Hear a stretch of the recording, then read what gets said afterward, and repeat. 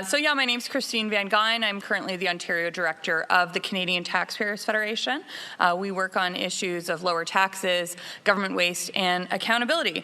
And oddly enough, this is the third time in 6 months that I've done a speech or talked publicly about the issue of free speech, and specifically free speech on campus. I think that this is a defining topic and mood of 2017, and oddly, support for free speech is increasingly falling along partisan or ideological lines.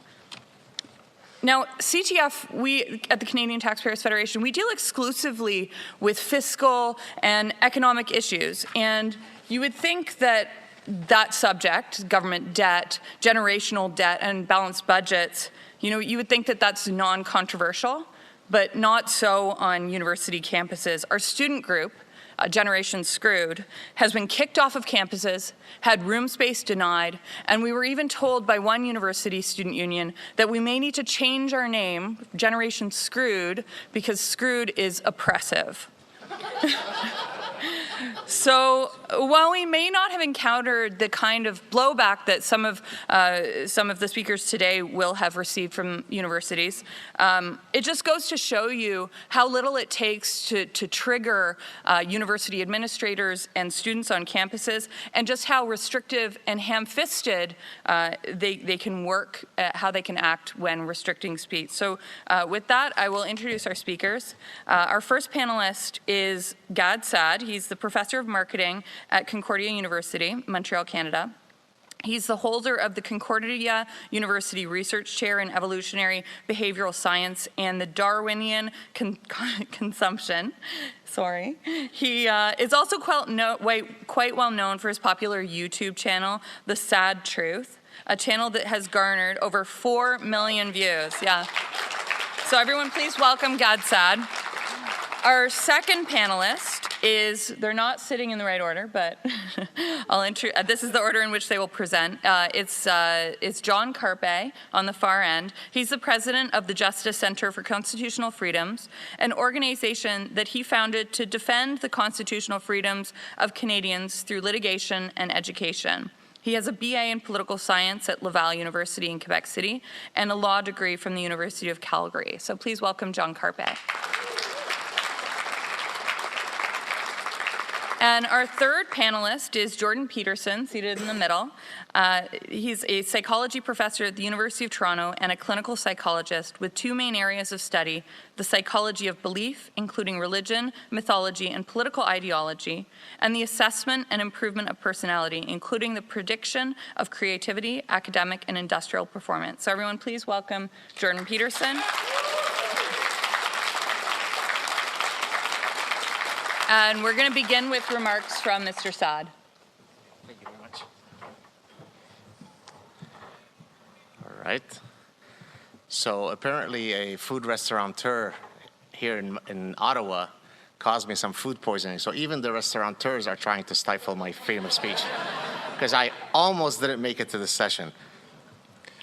So what are some strategies for stifling opposing opinions? If you live in a dictatorship, then of course you just kill the intellectuals. Those who oppose you, you get rid of them.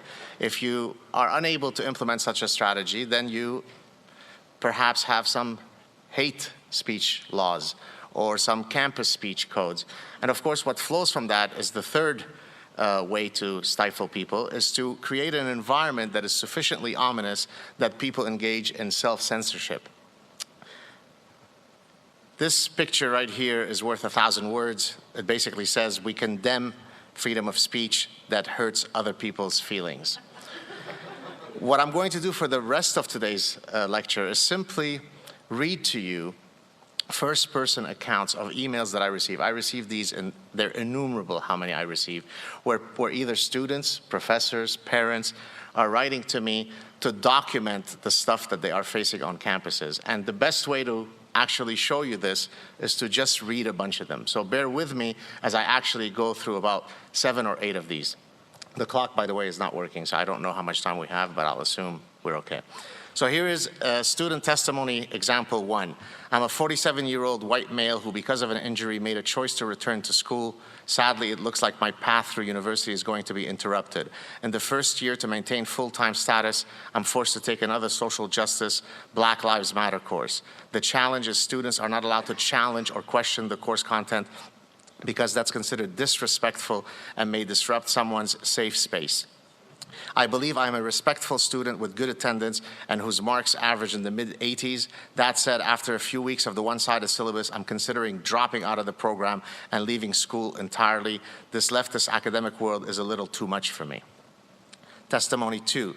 Today we had a panel discussion on the Quebec City shooting with 2 historians and 2 sociologists, where I was told with solemn, moral, righteous tone that there is no such thing as good and bad immigrants.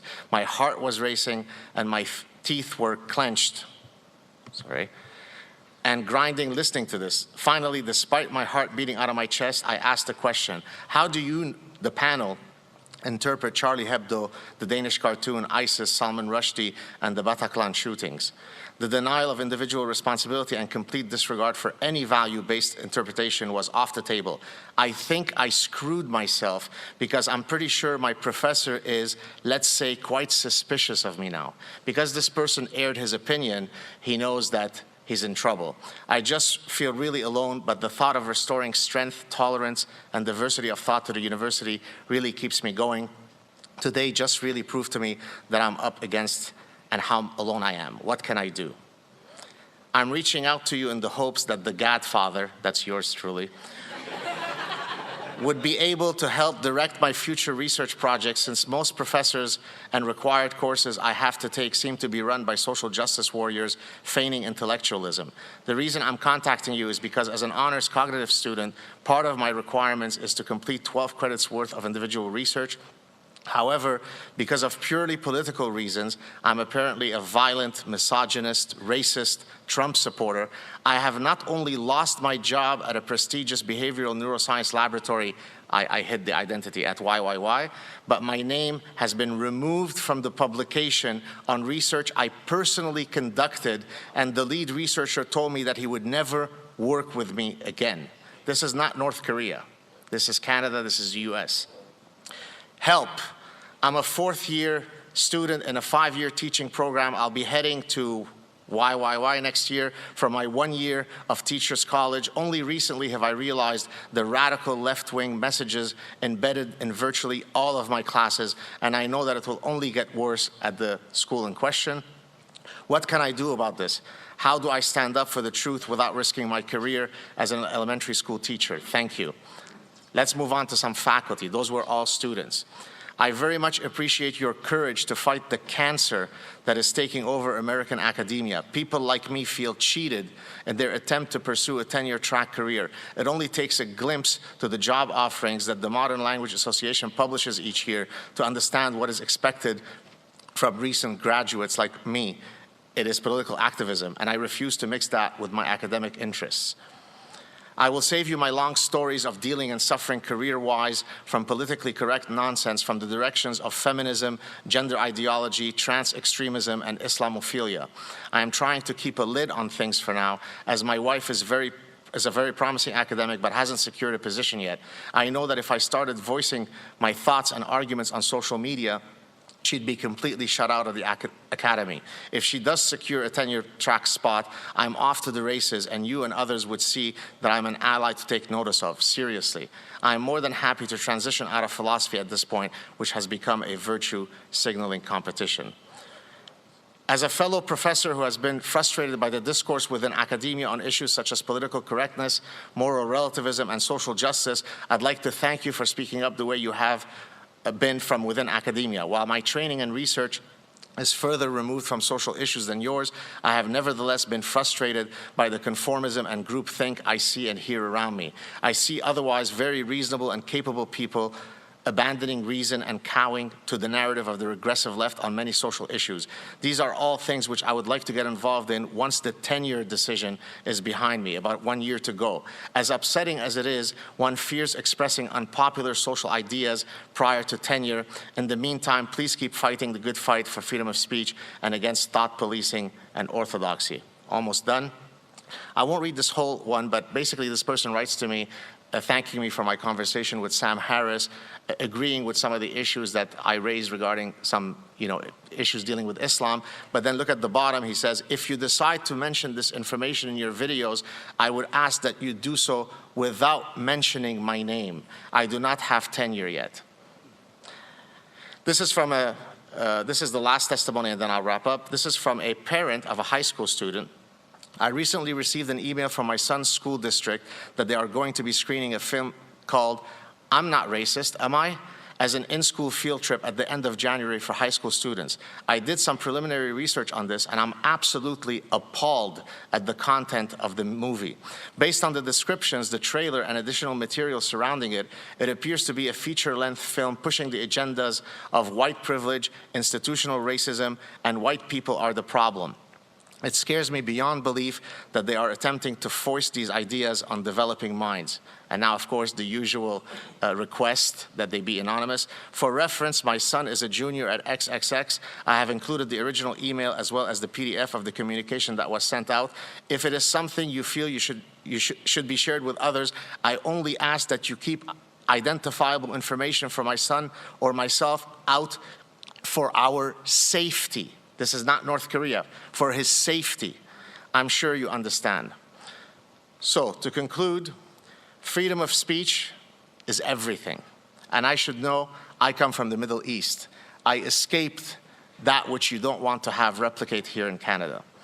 So no more language police, no more thought police, no more echo chambers that shun intellectual diversity, no more identity politics, no more culture of offense and the ethos of perpetual victimhood, no microaggressions, no trigger warnings, no safe spaces, and no cultural appropriation. Science, reason, and logic trump ideology and feelings. Thank you very much.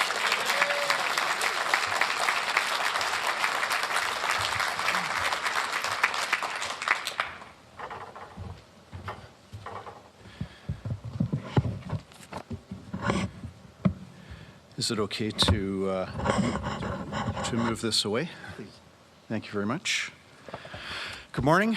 My thanks to the Manning Center, Manning Conference for inviting me to speak with you this morning, and it's a great honor to be on the same panel with Dr. Jordan Peterson and Dr. Saad. Free speech in Canada is not dead, but at Canadian universities, it certainly is on life support.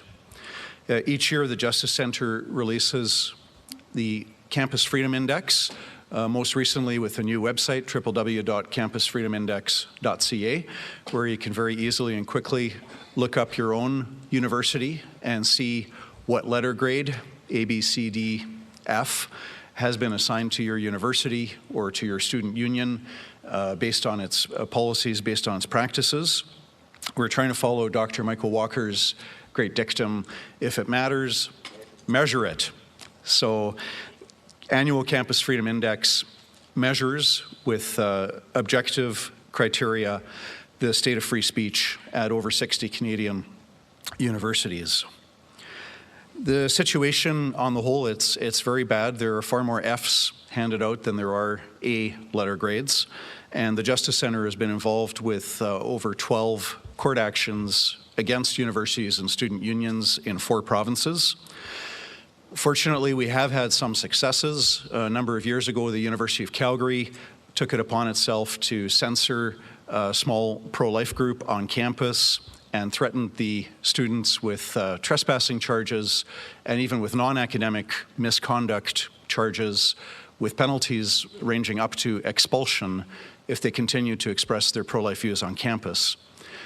The students continued with their expression, and they were indeed found guilty of non-academic misconduct for having done so.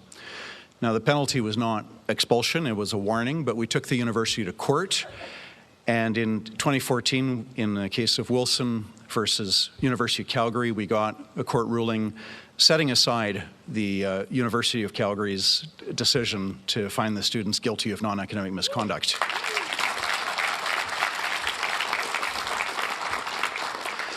So that case is now a precedent that can be used by students across Canada. We also recently, this past summer, sued the Brandon University Student Union, which had banned a campus pro-life club, which of course is significant because if you don't have the official club status, you cannot participate in clubs day or book a table, or you cannot, on par with the other clubs, rent out a room or hold an event, invite a speaker, host a debate, etc. So we sued the student union at Brandon University, and before the action got very far, they did settle and they reinstated the club. So another positive result. But universities are very clever. So we've got the University of Alberta, which is obviously aware of the precedent against the University of Calgary. So rather than censor speech directly itself, what the university does is it lets the mob censor the expression that is unpopular.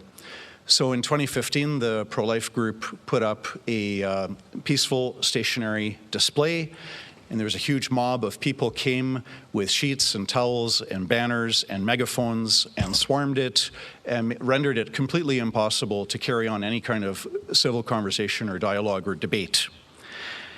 Now, in spite of the fact that the University of Alberta's Code of Student Behavior expressly prohibits interrupting, obstructing, or interfering with university-related activities and events, in spite of very clear provisions in the Code of Student Behavior, when this disruption and obstruction took place, campus security stood by and watched and did nothing to enforce the university's own code of conduct. The following year, 2016, the students went back, filled out a form to have another display, and the university says, yes, you can put up a display on campus, provided that you pay us a security fee of $17,500.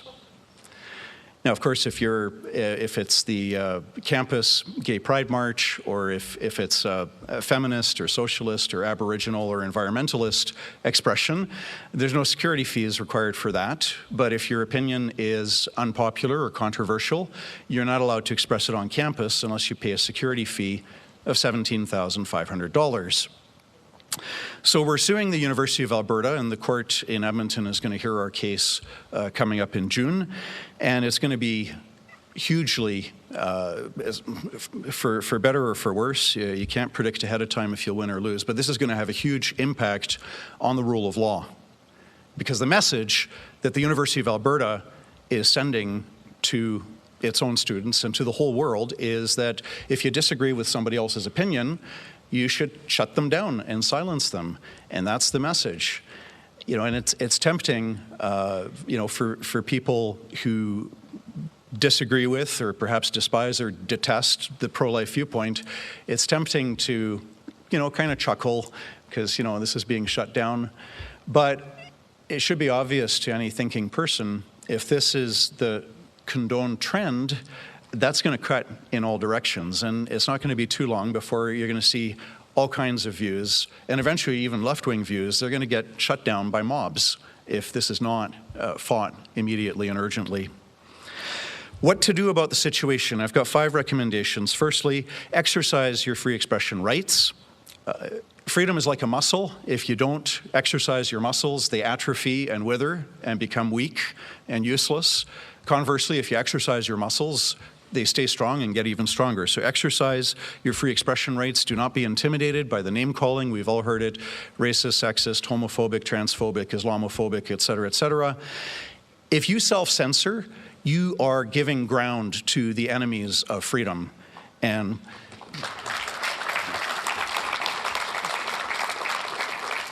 we have to make a commitment to the idea that it's better to die standing than to live on your knees.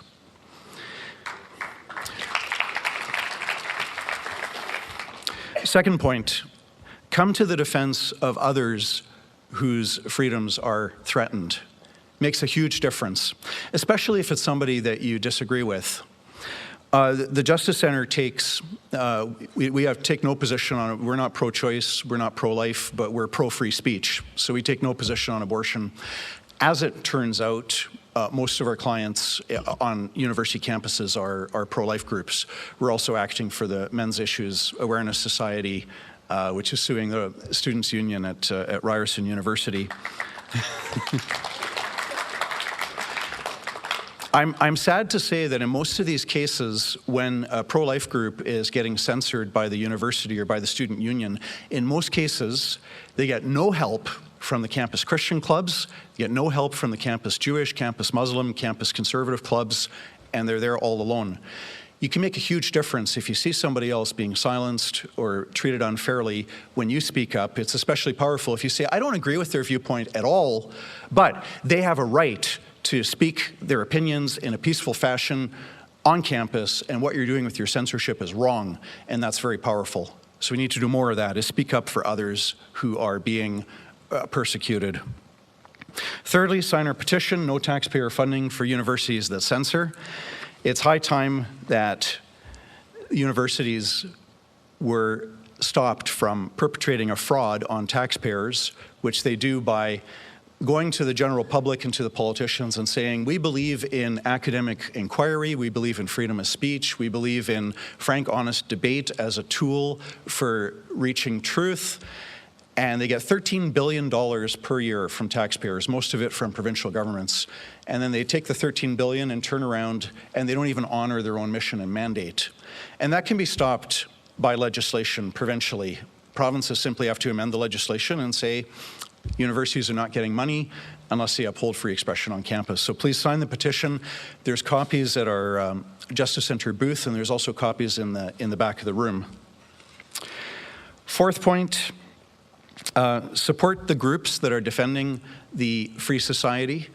Don't assume that the organizations out there that have their booths up, that there's a few billionaires that are all giving these groups $100,000 a year. I know with the Justice Center, and I think it's true for a lot of the groups out there, the majority of the money that we get, it comes in the form of the $200, $500, $100 donations. That's 60% of our budget. So don't leave it to some imaginary wealthy person, but step up to the plate and support the groups, if you're not already doing so, that are defending the free society.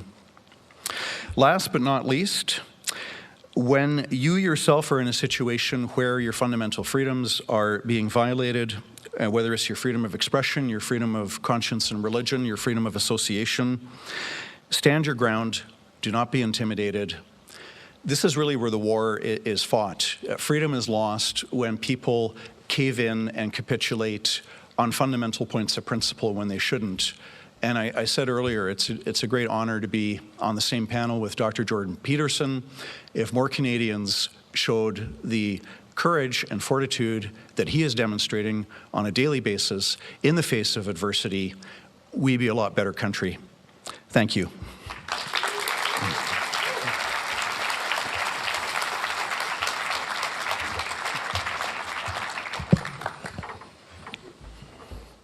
So I want to recommend a book first to everyone here. It's called Explaining Postmodernism, and it's by a gentleman named Stephen Hicks. And you need to understand postmodernism because that's what you're up against, and you're up against it far more than you know or think. And it's a much more well-developed and pervasive, pernicious, nihilistic, intellectually attractive doctrine than has yet come to public realization. It absolutely dominates the humanities and increasingly the social sciences in the universities. And what's happening, you see, someone once said, who unfortunately I can't remember, it might have been Friedrich Nietzsche, said that everybody is the unconscious exponent of a dead philosopher. And fortunately, the postmodern philosophers, most of them are dead, so that's a good thing.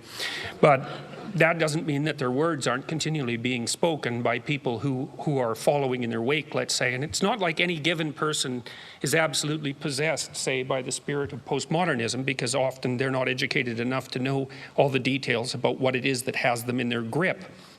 But if you get 20 of them together and they're all 5% influenced by the postmodernist ethos, you basically have the spirit of the mob that's a mouthpiece for that particular philosophical doctrine. And if you understand the doctrine, then you understand why things are progressing the way that they're progressing. And so I'm going to tell you a little bit about the doctrine because it's not optional to understand this. It's absolutely crucial to understand this. You can't underestimate the power of ideas and also the power of words, of course, because ideas are expressed in words. But you see, the postmodernists completely reject the structure of Western civilization. And I mean completely. So I can give you an example in one term. Jacques Derrida, who's head trickster for the postmodernist movement, regarded Western culture, let's call it the patriarchy, as phallogocentric. Okay, so phallo comes from phallus, P-H-A-L-L-O.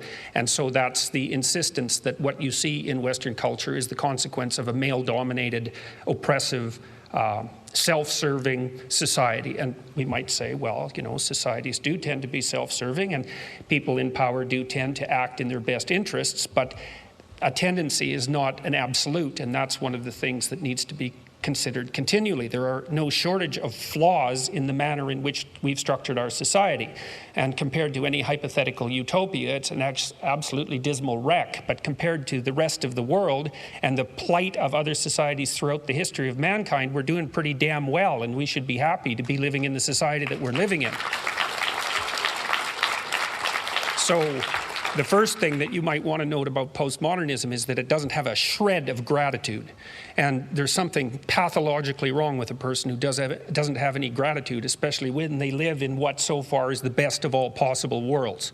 And so if you're not grateful, you're driven by resentment. And resentment is about the worst emotion that you can possibly experience apart from arrogance. Resentment, arrogance, and deceit. There's an evil triad for you. And if you're bitter about everything that's happening around you, despite the fact that you're bathed in wealth, then there's something absolutely wrong with you. You know, the black community in the United States is the 18th wealthiest community, 18th wealthiest nation on the planet. Now, that doesn't mean there isn't such a thing as relative poverty, and relative poverty matters. It's an important political economic issue, and it's very, very difficult to deal with. But absolute wealth matters too, and Western societies have been absolutely remarkable in their ability to generate and distribute wealth, as you can tell by just looking around and taking a brief bit of consideration for the absolute miracle that even a building like this represents. So you have to educate yourself about postmodernism. Okay, so here's what the postmodernists believe. They don't believe in the individual. That's the logos part. Western culture is phallogocentric. Logo is logos. That's partly the Christian word, but it's also partly the root word of logic. Okay? They don't believe in logic. They believe that logic is part of the process by which the patriarchal institutions of the West continue to dominate and to justify their dominance. They don't believe in dialogue. The root word of dialogue is logos again. They don't believe that people of goodwill can come to consensus through the exchange of ideas. They believe that that notion is part of the philosophical substructure and practices of the dominant culture. So the reason they don't let people who they don't agree with speak on campus is because they don't agree with letting people speak. You see, it's not part of the ethos. Okay, so what else do they believe and not believe? They believe that since you don't have an individual identity, your fundamental identity is group fostered. And that means that you're basically an exemplar of your race, hence white privilege, or you're an exemplar of your gender or your sex or your ethnicity, or you're an exemplar of however you can be classified so that you are placed in the position of victim against the oppressor.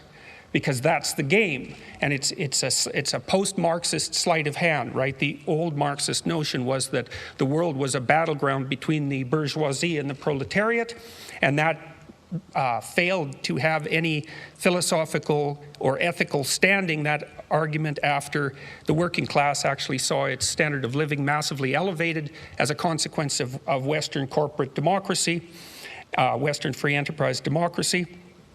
And also as a consequence of the revelations of everything terrible that had happened in every bloody country that ever dared to make equity and the Marxist communist dogma part of their fundamental structure, right? And nothing but murderousness and oppression. And so by the 1970s, it was evident that that game was up. The postmodernist Marxists just basically pulled a sleight of hand and said, okay, if it's not the poor against the rich, it's the oppressed against the oppressor. We'll just redivide the subpopulations in ways that make our bloody philosophy continue in its movement forward, and that's where we're at now. And so for the postmodernists, the world is a Hobbesian battleground of identity groups. They do not communicate with one another because they can't. All there is a struggle for power. And if you're in the predator group, which means you're an oppressor, then you better look out, because you're not exactly welcome, and neither are your ideas. So that's what you're up against. I would say it's time for conservatives to stop apologizing for being conservatives. You know, and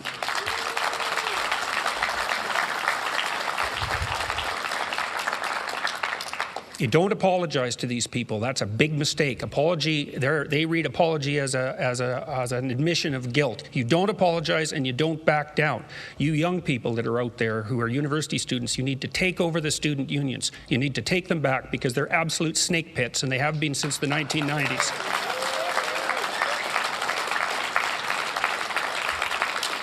And with regards to the universities, I thought at one point that the best thing to do would be to cut their funding by 25% and let them fight amongst themselves for the remnants, because it would force the universities to decide exactly what's important and what isn't. So I would say the humanities and much of the social sciences has turned into a postmodern, neo-Marxist playground for radicals. The scholarship is terrible. 80% of humanities papers aren't cited once. And so what that means is that they write papers for each other and they sell them to libraries, and that's how the publishers make their money. And no one reads them, but the publishers can print them because the libraries have to buy them, and they're buying them with your tax money. And so all of you who are sitting here are funding a postmodern, radical, neo-Marxist agenda that has its roots in the university, and your tax money is going towards that. And if you want proof of that, you just go online and look at the websites, especially of disciplines like women's studies, which is pathological right to the core. But it's not just women's studies, it's all the ethnic studies groups. It's anthropology, it's sociology, it's social work, and most of all, it's education. And OISE, for example, in Ontario, is perhaps, apart from the Ontario Human Rights Commission, the most dangerous institution in Canada. It should be defunded. It's as simple as that. They don't do the research they purport to do. They're not interested at all in education. They're interested in the indoctrination of people as young as they can get their hands on, so to speak. Now, we need to figure out, our society needs to figure out how to stop shunting public tax money to radical left-wing activists. If we were doing that for radical right-wing activists, there would be an absolute storm. But it's happened incrementally since the 1960s, and it needs to stop. So that's partly what the conservatives, not only conservatives, but also liberals, true liberals in the English sense, are up against. I mean, what's happened also as a consequence of this postmodern neo-Marxist intellectual invasion is that the center keeps moving. It's moved way to the right now. So if you're a classic liberal, you've become a conservative. And so for all of you who are interested in pursuing the conservative agenda, there's a lot of classic liberals that you could be talking to. And then finally, with regards to talking to young people, you finally have something to sell to them, you know. It's not easy to sell conservatism to young people because they want to change things, and that's not what conservatives want to do. They want to maintain things. Well, now you've got something to sell to young people. You can sell them freedom of speech, and you can sell them responsibility. The left is selling them rights. You can sell them responsibility. And I can tell you, because I've received many letters of the sort that Gad was talking about, young people are absolutely starving for someone to provide them with a sense of responsibility and say, look, here's something worth living for, man.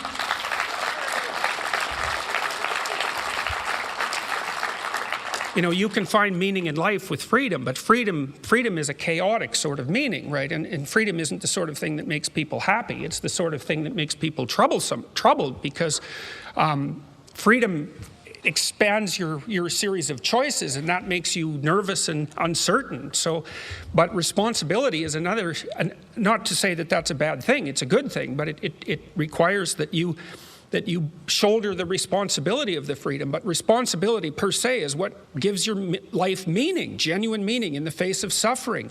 And young people are really, they're starving for that. I've been teaching young people for 30 years, and mostly what I've been teaching them about is responsibility. It's like you're heirs to a great tradition. It's not perfect, obviously, but comparatively, there's nothing else like it that's ever been produced, and it represents a tiny minority of the human polities, most of which are run by murderous, antisocial, psychopathic thugs. And that's seriously. And so what kind of alternative is that? We've got this beacon of freedom and wealth in the West that works, although it doesn't work perfectly.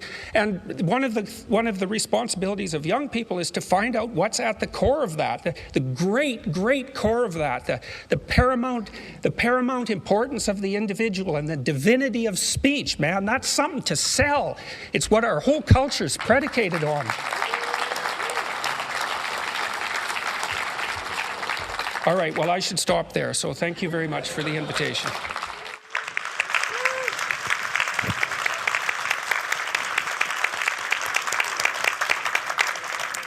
So thank you very much to all of our speakers. Really insightful comments. I'm just going to lead about a 20-minute discussion, 15-minute discussion. And my first question is the direction in which we're going. So there was a poll that was published by The Economist, I think 2 issues ago, that showed the support among young people for different sets of rights in different countries across the world. And they found that support for the expansion of rights that are considered rights for historically marginalized groups, so the right for women's equality, right to same-sex marriage, right to abortion, things like that, even in countries where those rights are not enshrined in law, have incredible amounts of support among young people. The only exception is the right to free speech, particularly the right to speech that may be perceived as offensive to minority groups. In that category, countries like Britain, Germany, and Canada, the support among young people for that right is under 50%. So right now we have we see censorship, self-censorship, and real state censorship by people who actually hold the levers of power in government and in institutions. But when these people who right now have less than 50% support for the right to free speech are 15 years from now the ones holding those levers of power, where do you see this going? Well, the short-term future is very bleak, but I always say you just got to keep on fighting for what is right and exercising courage. And we can't say what the medium-term or long-term future is. The history is quite unpredictable. But the short-term trends are terrible. I think another thing for people in the audience who are parents is, get your kids out of the public education system and do homeschooling or private school. Make that a priority, even if you can't afford it, figure out a way. Because this indoctrination into these postmodernist or neo-Marxist type ideas, it just permeates the whole curriculum, whether it's math, science, social studies, what have you. So that's something practical. Certainly the students that are now 18, 19, 20, it's obvious that in high school they've never been taught that if there's an idea that you disagree with, well, you come up with reasons why that's wrong, and you try to use facts and logic to engage in discussion. That's you get these mobs as, I feel very offended by what you said. I feel that way, and therefore you shouldn't be allowed to say it. Well, where are they getting that from? I mean, that's coming out of the K-12 education system. Yeah.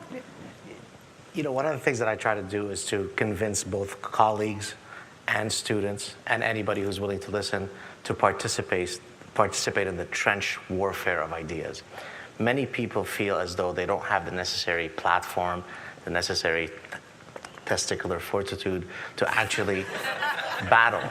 But then they see gentlemen like Jordan Peterson, if I may include myself, and a few others who are on the front lines, and then they feel very invigorated. So I think the ship can be turned around as long as people feel sufficiently empowered that they actually have a voice. You could weigh in simply on your Facebook page. You could weigh in at the bar when speaking to someone. Everybody has a voice, and everybody should feel sufficiently invigorated in the possibility of lending their voice to the debate. And if we can do that, then I don't think we need to be pessimistic. If we can't convince people to do that, then I think it will be an infinite abyss of darkness. So, one way of conceptualizing yourself is that you're one speck of dust among 7 billion. And when you conceptualize yourself that way, you might think, well, what difference does it make what I say or do?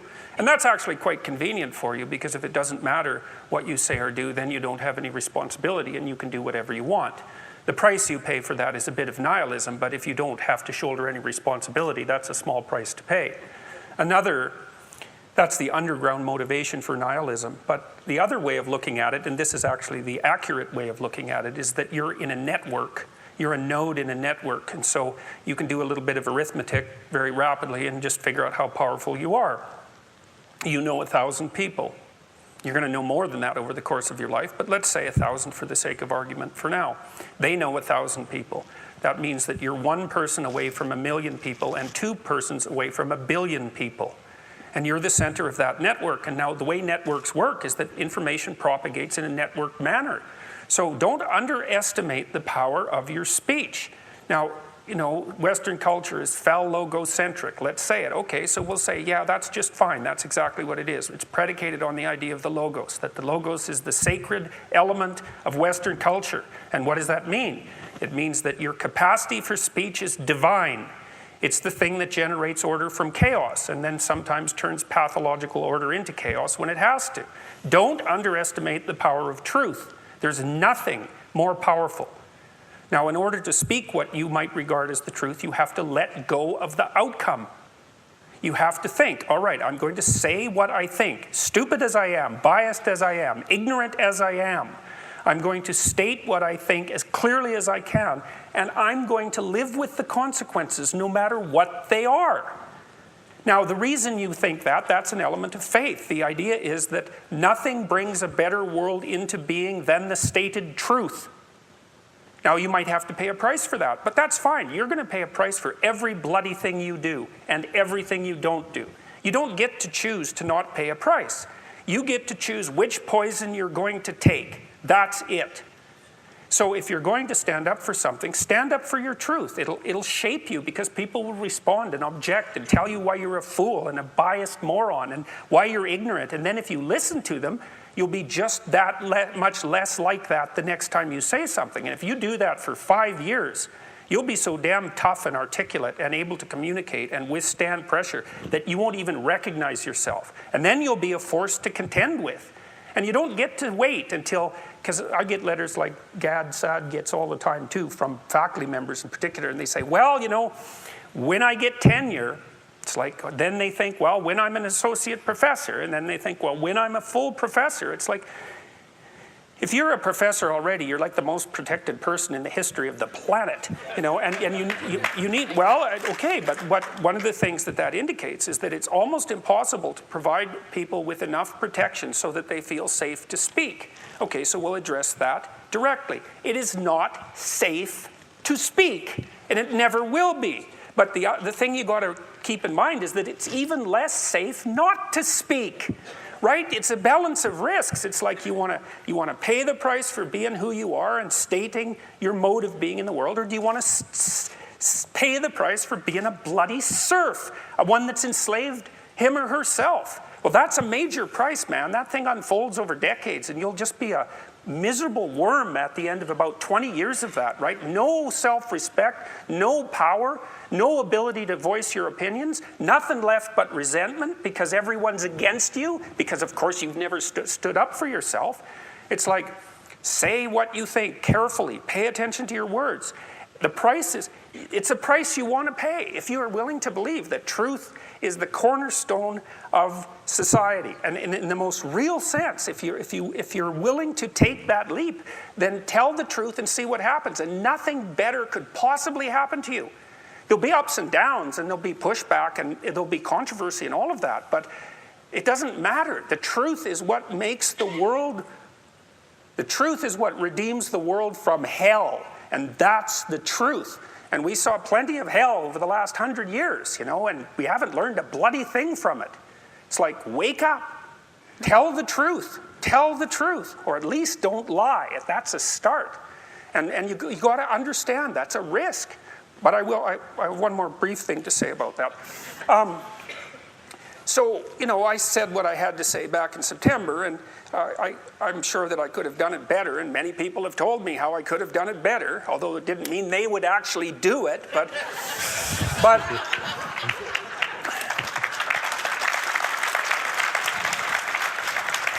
and you know, my job was at risk, serious risk, for about 2 months, and it destabilized my family, who've been very brave about this, so like, thumbs up to them, man. They've just stood by me. But here's the optimistic news, is the university has left me alone completely. I shook hands with the dean 2 weeks ago. We're on friendly terms. They don't want this to go any farther than it has already. The students were tremendously welcoming when I came back to teach in January. I haven't had a single negative incident at the university. And I've received thousands of letters from people all over the world, all of which have been in support. I've received 2 negative letters. That's it. 2. So the people have an inchoate longing to have the sort of thing that we're talking about articulated. And so don't be thinking you're alone. It's just that people can't talk, they're afraid to talk, or they don't know what to say. And those are real problems. So if you're reasonably articulate, like, start talking and sharpen yourself up. I mean, the enemy is a cloud. They're a cloud of gnats. They're only courageous in groups. They're only courageous in mobs. If you stand your ground and don't apologize and articulate things properly, they'll disperse around you like they're not even there. So most of it's illusion. So don't be afraid, but be afraid of the right thing. And the right thing you should be afraid of is not saying what you say, because that's the same as not being.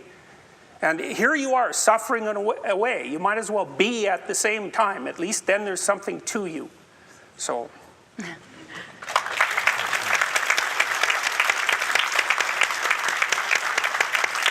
So one of the other things I wanted to ask your opinion about is, what role do provocateurs play in the debate over free speech? So the example of the day is obviously Milo Yiannopoulos. Are these champions of free speech? Or do they undermine public support for the right? Or are they simply self-interested people who are hijacking a right in order to promote themselves and their own interests? And obviously, is this a new phenomenon, or is this something that is age-old? They're all of those. Milo is a classic example. He's an amazing person. I mean, he's a contradiction. He's a walking contradiction. You can't pin that guy down, right? Like, what is he? Half Jewish, half English, gay, Catholic, provocateur, Catholic, who loves black guys and who appeals to American Republicans. It's like, what are you going to say about somebody like that? It's like he's a trickster figure, archetypally speaking, you know, and he's a provocateur and a comedian. And the funny thing about comedians, they're like jesters in the king's court. The jester was the only person who could tell the truth because he was beneath contempt. And that's the role that comedians and provocateurs play. They're poking and laughing and making fun. And, you know, Milo, Christ, he even dresses like a what do you call those, a harlequin. You know, he's a trickster, and trickster figures emerge in times of crisis, and they point out what no one wants to see, and they say things that no one will say. And you can say all the terrible things about him. He is a provocateur. He's an egomaniac. I don't think he's narcissistic, but because he has some real capacity for self-reflection. But and he's brave as can be. I mean. And he's unstoppable on his feet. He just amazes me. I've never seen anyone ever, I don't think, and I've met some pretty damn smart people, I've never seen anyone who can take on an onslaught of criticism and reverse it like he can. It's bloody amazing. But he is all those things you described. But, you know, the times call forth the speakers, and we've called forth Milo. And that, yeah, well, and that tells you what our times are. So Milo's been on my show, and he's supposed to come again soon. He's exactly the things that Jordan said. At times, he has an ability to depart from truth. He was speaking it right. So, for example, when he says things like, "There is no such thing as lesbians," well, I appreciate his provocateur nature, but then it'd be nice to stay closer to the truth. But to the extent that he is getting a lot of young people engaged, probably more than Jordan and I could, in our lifetimes. A lot of people are associating to him, and so his central message is truly important. So even if once in a while he makes a departure from truth, I'll grant him that because his greater raison d'être is quite important. So I certainly support him. I'd just add that it's the so-called extreme speech that pushes the envelope and that ends up in the long run being fundamentally transformative. The top question to ask always is, is it true, or to what extent is it true, or why is it not true? Truth is always the thing to think about.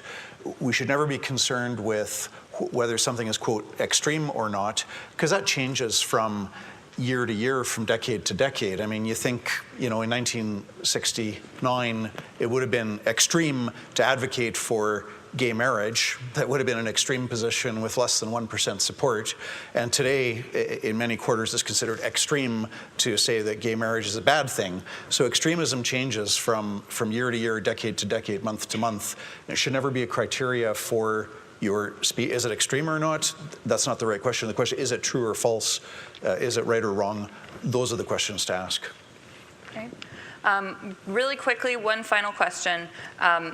Part of the debate that we have when we talk about free speech is in universities is a university a public institution, or is it an institution of higher learning? No one would dispute that the Manning Center is free to invite, disinvite, or not invite anyone that they want to come to this conference to learn and to train.